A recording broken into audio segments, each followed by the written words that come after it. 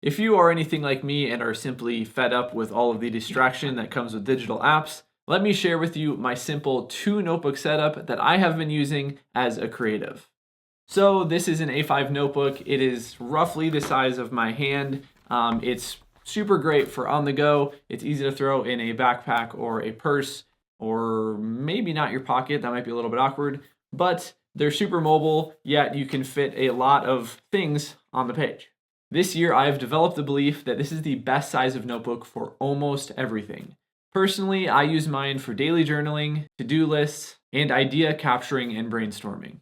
My daily journaling setup is honestly super simple. So the first thing that I do is write a quick journal entry in the morning. This is typically anywhere between 1 and 3 pages on an A5 notebook, but really it just depends on the day with how much time I have, how much is on my mind, and how many things I have to write down.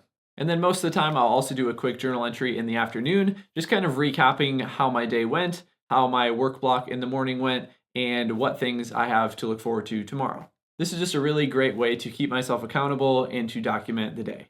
The second thing that I use these notebooks for are to-do lists. And the way that I do to-do lists is I will usually on a Sunday night write down everything that's on my mind, whether it's to-dos, appointments, things for work that I have to do. And I will just write every single one of these things that might be causing me stress on the page. And then I will sort those into a to-do list. I find this a really effective way to eliminate any overwhelm that you might be feeling at the beginning of the week. Nobody wants the Sunday scaries, and this is a really good way to combat that. Essentially, most of the things that I write down during my brain dump just simply become to-do tasks, and so I will just check those things off during the week as I come upon them. The key thing here is that if you are feeling overwhelmed, write every single thing that's on your mind down on the page, and you will feel so much better. And then the third thing that I use these notebooks for is idea capturing and brainstorming.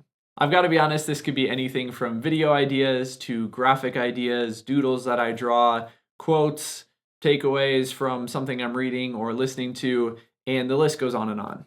Or, for example, I outline this entire video that you're watching right now with my A5 notebook, and I have it right here in front of me.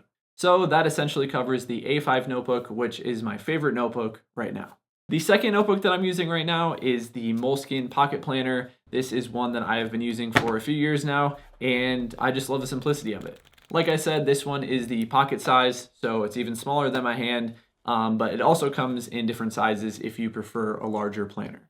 This one is super simple, has a little rubber band to hold it all together, and then it basically just has one page for each of the 3 days at the beginning of the week, and then 4 days for the last 4 days of the week. And it's a super simple layout. I use this notebook/planner for general life organization, planning, and accountability. Here is how I use it. First up, I will plan my weekly tasks on a Sunday afternoon or evening. Again, this is kind of how I use these 2 notebooks together. So I usually do a brain dump on the A5 notebook, and then I will transfer any of the main top priority tasks into my pocket planner. For this step, I'll write down any appointments I have, meetings I have, calls with people, or really any top priority item that I have for that week. The second thing that I use this planner for is to track my actions and my habits. Usually this looks like writing down my workouts, my runs, my meetings, my hangouts with friends even, and really just writing down anything worthwhile so that I can see it in a physical space and know what I did any given week. And then the third and final thing that I use my planner for is to write down one highlight from every single day. With the layout of this planner, it's really simple just to write down one highlight, one line of something you did every single day of the week. And that is just another super simple way to look back on some of the highlights from your year, and then also just to be grateful for that thing as you recall it and reflect on it at the end of each day. By the end of the year, you'll have 365 highlights from your year, and those will be hopefully something that will bring you joy when you reflect on them next year and for years to come. If you're someone who's overwhelmed by the many options that you have when journaling, this is a very simple and actionable way to write something down every single day. Let me know down below in the comments what notebook setup that you are using this year. It's always super interesting to me to hear what awesome ideas that each of you have, and I'm sure other people who are using physical notebooks would love to hear your setup as well. My goal with this channel is to create a community of creatives who can bounce ideas off of each other, so I would love to hear what ideas you have with your physical notebooks down below in the comments.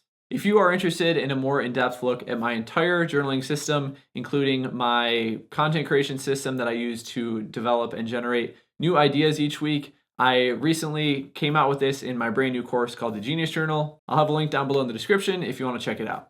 My name is Eric. Make sure to subscribe if you want to follow along. I will see you in the next video. Peace out.